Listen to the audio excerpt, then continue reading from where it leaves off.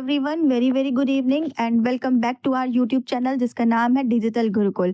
तो आज हम फिर आ गए हैं आपके साथ कुछ बहुत ही अच्छी सी इन्फॉर्मेशन और देश से रिलेटेड बहुत ही अच्छे अच्छे जीके जनरल अवेयरनेस के क्वेश्चंस लेकर। आशा करती हूँ ये सारे क्वेश्चंस आपके किसी ना किसी कॉम्पिटिटिव एग्जाम में ज़रूर काम आएंगे। तो आइए सेशन की शुरुआत करते हैं पहले क्वेश्चन के साथ।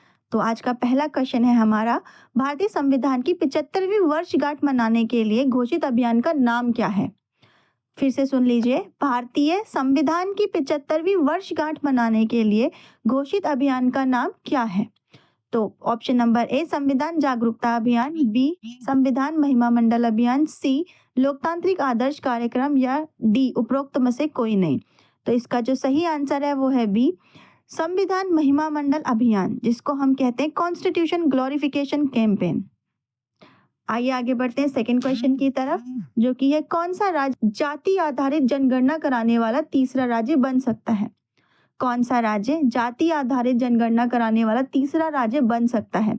ए केरल, बी महाराष्ट्र, सी तेलंगाना या डी गुजरात। तो इसका सही आंसर है तेलंगाना। आगे बढ़ते हैं थर्ड क्वेश्चन की तरफ।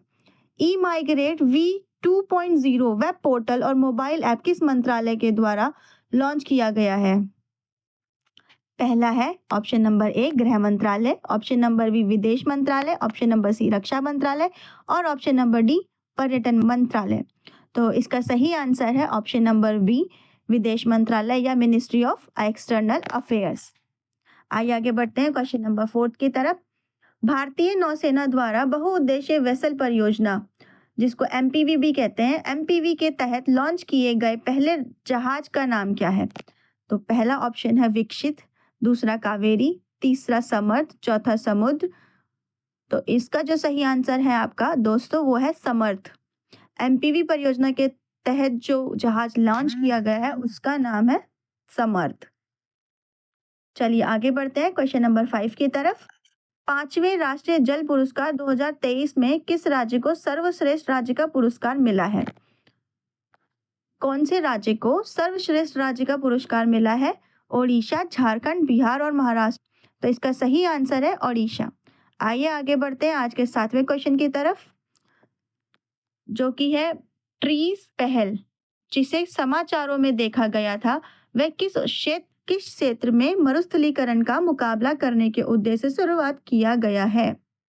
ऑप्शन नंबर ए दक्षिण पूर्व एशिया, ऑप्शन नंबर बी उप Sahara Africa, option number C Arctic Circle या ऑप्शन नंबर डी उपरोक्त में से कोई नहीं।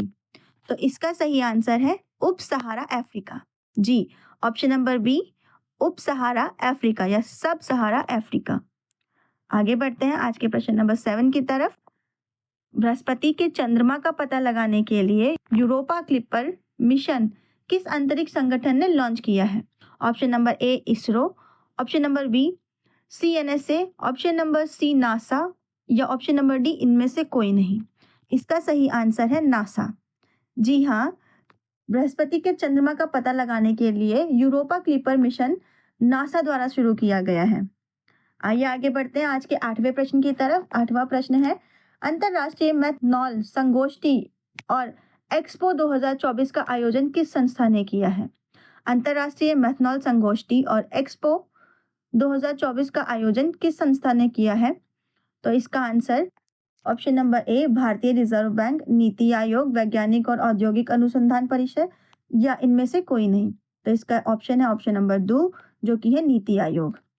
आइए आगे बढ़ते हैं आज के 9th क्वेश्चन की तरफ। 9वां क्वेश्चन है, उत्तर प्रदेश सरकार किस नदी में अपना पहला कछुआ संरक्षण रिजर्व स्थापित करेगी? सरजू नदी, शारदा नदी, गोमती नदी या बेलन नदी? इसका सही आंसर है सरजू नदी। आइए आगे बढ़ते हैं आज के 10वें प्रश्न की तरफ, जो कि हमारा आखिरी प्रश्न होगा। प्रश्न नंबर 10, जीका जो समाचार में देखा गया था किस जीव के कारण फैलता है? चमगादड़, मच्छर, बंदर या कुत्ता? जीका बीमारी जो आजकल बहुत ज्यादा न्यूज में हमें नजर आती है वो फैलती है मच्छर के द्वारा। तो आज का सेशन यहीं खत्म होता है। आशा करती हूँ आपको ये पसंद आया हो। अगर आपको पसंद आए तो चैनल को लाइक करें, सब्सक्राइब करें और शेयर तो जरूर कर दें।